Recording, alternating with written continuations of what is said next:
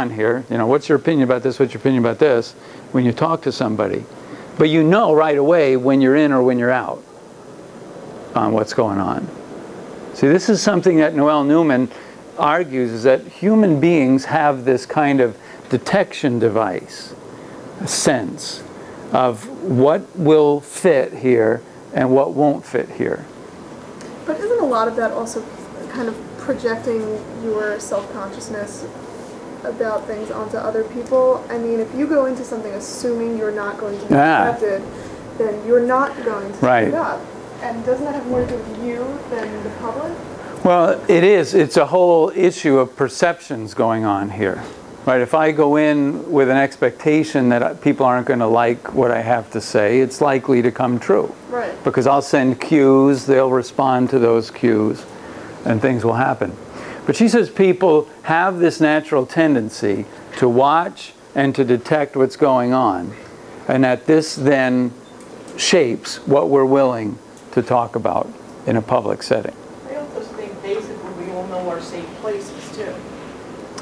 Safe place would be... Safe place where, I mean, like let's say for instance if I was at home with my relatives, I mean, I would maybe come out with the fact that, you know what, I'm going to vote for Hillary Clinton. If I go into a class, I mean, I'm not going to make that statement because I'm sure there's 50% of this class or 60, 70, whatever, aren't going to vote. So why would I put myself out there? Right.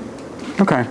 Yeah. So in this sense, like this image, Noel Newman at least envisions people as wearing the public opinion mask, and being behind it and looking for safe places where they can come out from that mask, but basically operating from behind it because they don't want to feel isolated. So she talks about fear of isolation as a major issue. Now, she borrows from a couple of different studies. So this is Solomon Ash's work on conformity.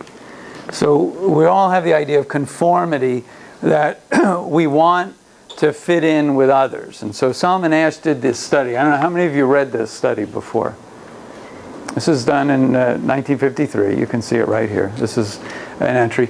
And what they did was they put people in a room and they asked, and they said, okay, this is a study of your vision test. We're going to give you a vision test. And we want you to tell us which of these lines is the same length as this line. So they would put a bunch of people in the room. So like we might be in a room here. And the trick to this was that maybe everyone in the room except you had been already told to say, oh, this line is the same as A. Oh, yeah, we'll do that. Yeah. So I go, okay, Letitia, which one is it? And you say, oh, it's A. I say, yeah, okay, what is it? A. Now you're over here at the end. They set you up at the end of this thing, and you're starting to break out in sweat because you're like, oh my gosh, I'm going to have to say, no, I think it's C. But everybody else has said A. And what he found was that people would break out in cold sweats, you know, because they were afraid to argue. And then they would come to them and they'd say, oh yeah, it's A. And then they would interview him afterwards. And they'd say, well, you know, why did you say A? And they'd say, well, I really didn't think it was A, but I feel everyone else, so it must have been something wrong with my vision. It must have been something wrong with me because everyone else perceived it as A. All right. Yeah, I find it always like happens like with questions. Like this teacher will ask like a question and like, you know, everyone says one answer and it's like I'm thinking like someone could be thinking something else, but like they're just gonna be like, okay, I'm not gonna say it, I guess I'm wrong. So, but you might yes. you are right. Like, and I found that that's happened a lot. Like I don't want to be stupid and the only one that's answering that one question, but then eventually it's like, oh, you're actually right. Well, you internalize it. Yeah. Yeah, see, this is what Ash found out, that people in this setting will internalize, and they will say, I must be wrong. You know, they will figure that they are doing something that is wrong. Now, what do you think about that? I mean, do you agree that that happens in different settings? Anyone else have a feeling or comment about this research? Because this affects people. This is about humans and what humans do to stay in the group. So, Prudence? Is this theory based on an assumption or a premise that all human beings have this overwhelming need to belong such that they will, like, subjugate their own? Yes, yeah. I think Noel Newman is offering what's called a normative theory,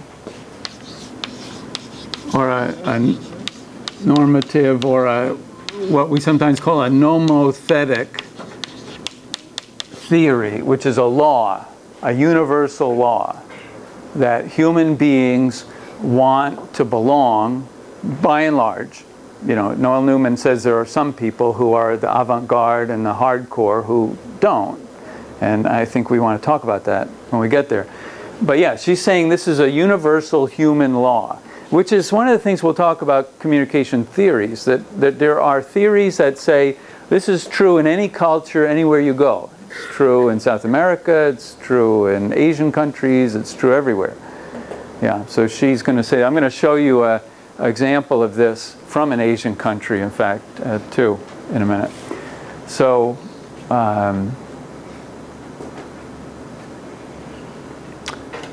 right.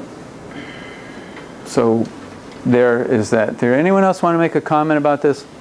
But this is, again, she based her work on this idea of conformity, fear of being wrong. Has this experiment been repeated since the 1950s? I don't know. I feel like if it were done today, the results might be a little different. You think so? Oh, we did it when we were We did younger. it. I did it in my human behavior class in high school, and like there was this one kid that was like late to class, Yeah. and she had told us, you know, about the experiment and like how we all had to say A or something. Yeah. And then the kid walked in, and we did the experiment, and like we all said A, and then the kid said A too, and she's like, you know, were you really feeling like it was A, or were you feeling like it was C? And he said, well, you know, I was feeling like it was C, but everybody had their hand up for A, so I just kind of went along with it because I thought I was wrong. Yeah. So maybe it wouldn't be. Maybe it would be. I heard, I took a psychology class and they did something similar to this, where they had 3 different colors, and I think the person said, oh, which one's the red? And everyone was like, oh, that one. They were pointing at blue, and then one person was like, oh, yeah, that one. Yeah, right. Yeah, you just, and what's that about? What's that about? Well, Noel Newman wants to say this is a basic human motivation. So the explanation of this behavior, see, you can describe it, but it's the explanation. Now, what's the mechanism? Well, what's underneath it all is a desire not to be isolated, desire to be in the group. Now, there's another experiment that she worked with here too. Let me get my over here. It was the Milgram experiments. How many of you are familiar with the Milgram experiments? Okay, the Milgram experiments were a question of conformity to authority. So what Stanley Milgram did was he put a person at a console with buttons, I guess you would say, that had increasing voltages on them. And then there was somebody else in another room that he couldn't see, and then this was the tester was telling this person, he would ask questions or something to this person, and if they got it wrong, he would tell him, okay, give them a shock because they got the wrong answer or something. And so he would give them the shock, and then this person would respond. Now, nothing was really going on in this experiment. This was not a live wire. This person was in on the thing and knew the thing. So as this person keeps being told, increase the shocks, this person starts to scream in there. And this person doesn't respond at all and just keeps saying, all right, they got the wrong answer, increase the voltage again, increase the voltage, increase the voltage. Meanwhile, this person is starting to sweat. They're like freaked out. Why are they freaking out? Because they are torn between should I follow the authority Or should I listen to this person in the back? And it got to the point where this person was like having a heart attack, you know, going, oh, stop, stop, stop, you know. And these people, a number of them, you know, a large part of the people would keep going. Yeah, my psychology teacher showed us like the video of it. Yeah. And the guy was like screaming. He's like, and the guy, like, I guess the L guy or whatever, was like, he's like, should I keep going? And like, the guy was screaming, but like, he just kept going. Like, that's Right. Was there a He didn't sound? want to keep going. That would be fine. Was there a sound to it? Yeah, it's fine. Like, you know when you give a bolt of electricity? You go, Yeah, and then the guy would like scream, like, you're like really over the scared. sound. Yeah, and the guy would just be like, I don't want to keep going, and then the guy would. Right, and these people got to the point where they were sweating. One guy almost had a heart attack doing it. One of my teachers had related this to, like, you know, like the Nazis and stuff like that, and how Right. people would do certain acts that they didn't necessarily want to do, but they did them anyway because everyone else was doing it and they were told to do it. Right, right. So what you've got is this question of following an authority, conforming to an authority, or being willing to speak up. Let me see if there's a link I want to get here. That's down further on this page, I believe.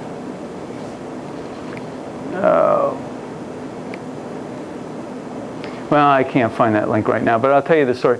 There's another account of this that comes from Chinese history, where there was a Chinese ruler, or who was like a prime minister, and he wanted to find out who in the court was loyal to him or who was loyal to the king. How many of you know this story? Pointing to the deer and calling it a horse. And so what he did was he brought a deer into the group, and he said, "This is my horse." And the king was like, "That's not a horse, that's a deer." And then he watched carefully for all in the court who agreed with him that this was a horse. And as time went on, he gradually eliminated all the people who called it a deer. So what was going on there? He was testing their loyalty. He's testing their loyalty. He wanted to be surrounded by people who, if he called a deer a horse, would say, "Yeah, that's a horse." And then he began to kill off all the other ones that had shown that it wasn't. Brains. What's that? So that had brains. That had brains, yeah, well, that's the way that went.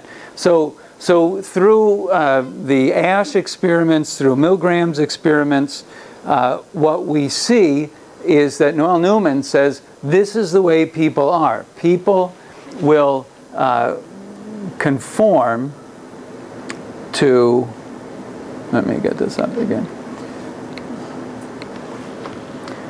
They will conform to what's going on and become increasingly silent as they detect what they think is what everyone wants to say. So we don't want to be left out. We don't want to be on the outside. I'm hoping that this is just pasted on. It was a Google image of silence. So,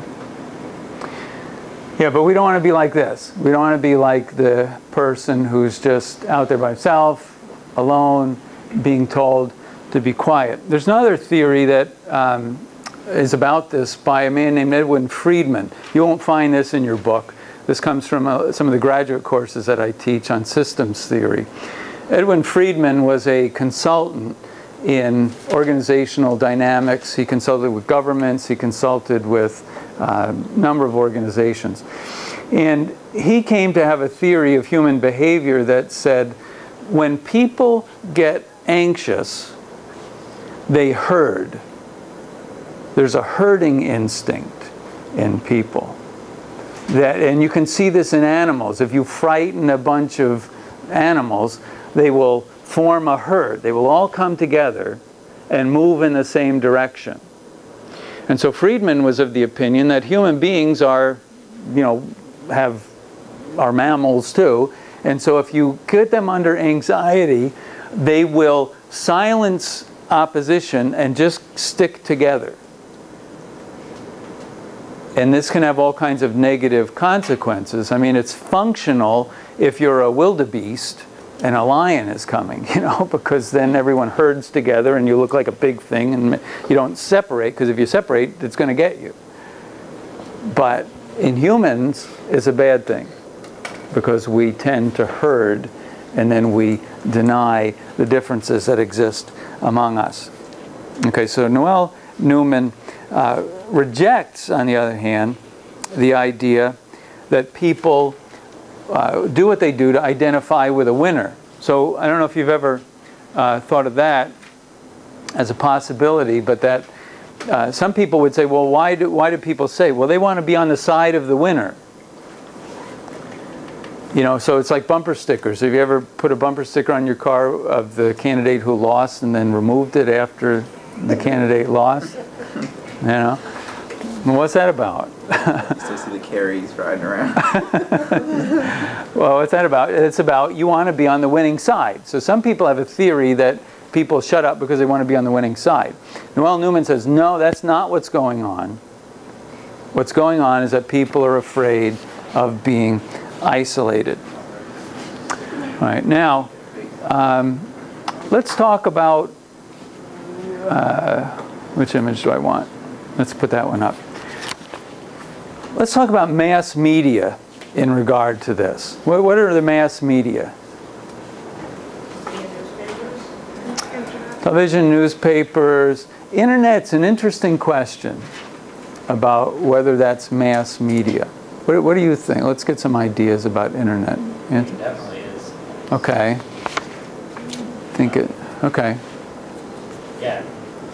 There's so many blogs and forums and everything that you can just search. Right.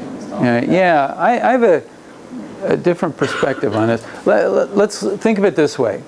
Years ago, in the United States, there were a couple of television stations. If you wanted to watch the evening news, you had 2 or 3 choices what you were going to watch. And they were pretty much the same. So everyone was getting exposed to the same stuff. Right? And the newspapers, there weren't so many newspapers, you know, and there were national papers. There's Time, Newsweek, U.S. News and World Report, national media. Now, why is the internet different than that? I think because the internet is actually a convergence of all of the different media types, and plus not everyone necessarily has computers and the internet, even though a large population does. Okay, so more and more people are getting it, but it's not as widely distributed. And people tend to view niche materials. When you go on, you probably go to your favorite blogs, you go to your favorite websites, but not everyone's going to those sites. So let's talk first about mass media like television and newspapers. Noel Newman, who writes about this, thinks that media have a huge factor in shaping people's opinions about what the public believes. So she thinks that mass media is incredibly significant in shaping public opinion.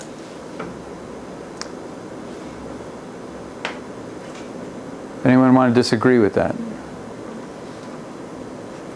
All right, so when you read something in the paper, if you have a different opinion about it, what does Noel Newman's theory say? That just because it's in the paper, you think that the paper is true. You think that the paper is expressing what the majority of people are saying about it. So then you just have to think the same way. And then you go along with it, right? Okay. Yeah, so Noel Newman's idea is that the media has an incredible power in shaping public opinion. And so she says it's possible. So Prudence, you asked, is it reality or is it perception? She says it's possible for the media to depict, you know, that what actually might be 15% of people think this way, but you're looking at it and you think it's like 85% of people thinking this way because it's coming across through the mass media. So you can have a situation where the majority of people become silent because they've got this image that the majority of people think differently from them. And she thinks that's a very serious condition. She thinks that's a very serious issue. If the majority of people are ignorant of what the true picture is. It's like weight loss, and like it's like a big thing now. Like Right. everybody thinks that because models and people in magazines and stuff are losing all this weight, that's like the best thing. And to be stick skinny is like the sexiest or like the best looking. Right. So media portrays images and trends, and we shut up. We don't say, look, you know, it's not about, you know, you want to be healthy, but you don't have to look like that. You don't say that because it doesn't fit with the prevailing opinion. Okay, so Noelle Newman thinks mass media have a significant part in this, and she thinks television is very influential. Now, again, I'm struggling with this. I don't watch television. I don't have time to watch television. I go on my computer, I go to Google, I look at the Google News, I read the Google News, I visit a couple of news websites. So do you watch TV? People watch TV? I was going to say too, a lot of times, like 1,000 times I can remember that you heard a story during the day, like at work especially, right. Not right on the TV or anything like that. I always look to the TV and to newspapers as almost factual story behind what you heard. And sometimes when they tell you, the person tells it to you, it's not true. What you see in the paper, you feel is true. Yeah. Yeah, well, I don't know. I'm interested in your generation. You know, I'm a little older, but I don't watch TV. And I don't ever watch TV. Yeah. So where do you get your ideas about what public opinion is? I talk to people. Okay, so your context, you talk to people? Yeah, I don't really watch a lot of TV either, but I'll like talk to people, I look online. If I hear something and I want to look more into it, I'll just go online, type it in, bring up the information. Okay. Right. So I think a lot more of us are using a web-based information search than news-based, television-based. We'll get into some media theories later on in this, and when you start to realize how news stories get created. Anybody here in journalism or relatives in journalism? Yeah. Once you start to understand journalistic practice, you begin to understand how difficult this is. It really is quite difficult. And a lot of the news outlets these days are letting people write news for them. Have you seen any of those sites? Where they ask, you be the reporter. You shoot some video. You bring a story. Yeah. A lot of broadcasters now a lot of the so-called news stories that you see on the news were actually created by PR firms. Really? And they supply the whole report to them, video, on video, and all they do is play it. Yeah. But it's been postured by the PR firms. Okay, yeah, I'm not familiar with that yet, but it wouldn't surprise me. So anyway, Noelle Newman has this idea that television and mass media has a very negative effect on public discourse, because it portrays the idea that what we're saying is the public opinion, and then you're quiet if you don't think so. So she has a negative view of the mass media. And so she argues that about this train-plane test. So if you were sitting on a plane or train, what would you talk to someone about and what wouldn't you talk to somebody about? So if I gave you a little list of topics and I said, would you talk to a stranger on a plane or a train about these things? That's the way she figures out where people's levels of silence are about things. I mean, let's just make a little list of things that we probably wouldn't talk about. And this will be hard because we don't want to talk about it. Right? So, what's one issue with you? Politics. Okay, well, what's a view in politics that we might not bring up or talk about? I don't know, just in general, I thought that it's like a cardinal rule, you don't really talk about Politics. religion. Politics, religion, and sex, right. Those are the traditional ones that we say. Was like abortion one?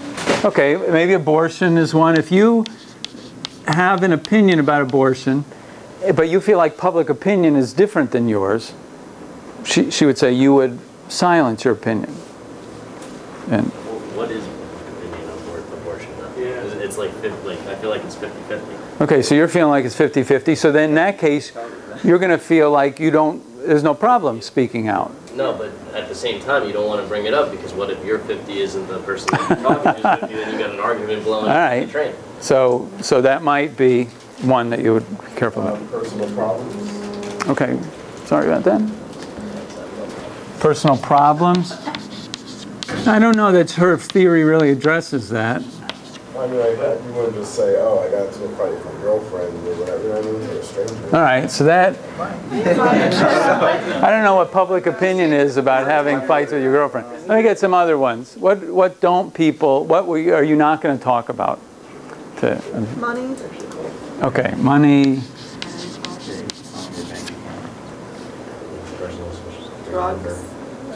Drug stuff. This is all not public opinion stuff. That's interesting. We're not hitting public opinion stuff. Do you like censorship? Okay, maybe censorship. Are you seeking more specific? Yeah, I want to be specific. What would you not want to talk with somebody about? Immigrant. Okay, immigration. There we go. You have a feel for what the public opinion is about this. If you have a different view, that's a real hot one right now. Right? So you're like, I'm not going to... Especially if you're talking to someone on the train who most likely will be an immigrant. Right. Yeah, okay. So there's one where this works today. Yeah. I was going to say maybe like the gay marriage issue. Okay, right. The gay marriage issue. Gay marriage issue. Global warming. Yeah, global warming might be one. Stem cell research. You have gun rights. You have land use. Affirmative action, health insurance. So if you got a whole list of things that you're like, this is kind of, what's that? Can't really talk about much. Well, you find context. But I mean, you know this too. It's not only in large groups, but it can be in small groups too, like your family. You know that your family feels a certain way about things, or the people you live with, you room with. And so you suppress your opinions because you don't want to be isolated. You got to live with them, so you make it work out. All right.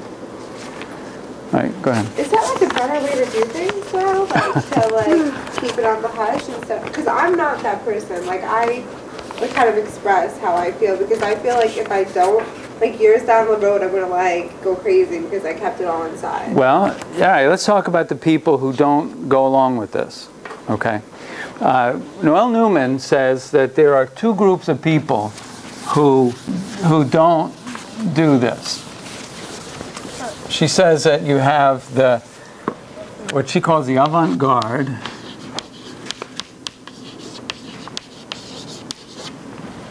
All right, so these are people who are kind of always on the edge. You know, they're out there thinking about things that no one else is thinking about and pushing everybody to go beyond. So who are people you can think of who are kind of avant-garde in our day? Jesse Jackson. Rosie O'Donnell. Okay, maybe Rosie O'Donnell. Okay, I don't know. Sally Field. Colbert. Sharpton. Dr. Phil. What's that? Dr. Phil. Dr. Phil? I don't know. Let's see. I don't know. Phil. That's interesting. No one's talking about music groups. Music groups on the avant-garde? You too? Yeah. I mean, are they out there on the edge saying things that maybe aren't? I saw on the news this morning that Sally Field made some kind of speech at the Emmys, and and NBC like cut it out because they didn't feel like she should be expressing her opinion. Yeah. Okay. So there you go. That's NBC doesn't want to deal with the rejection, so they cut it out. All right. Yeah. So you have your avant-garde people. Generally, these are poets, artists, musicians. It's getting to be actors. I guess they figure there's got enough money, they don't care what happens to them, you know, and so they go ahead and say things. Other people are less inclined.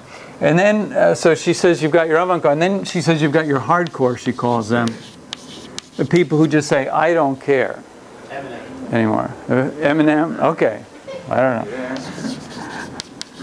I don't care what you think. I don't care if you throw me out. I don't care about anything. I'm just going to do this and say this. Simpson. I don't know.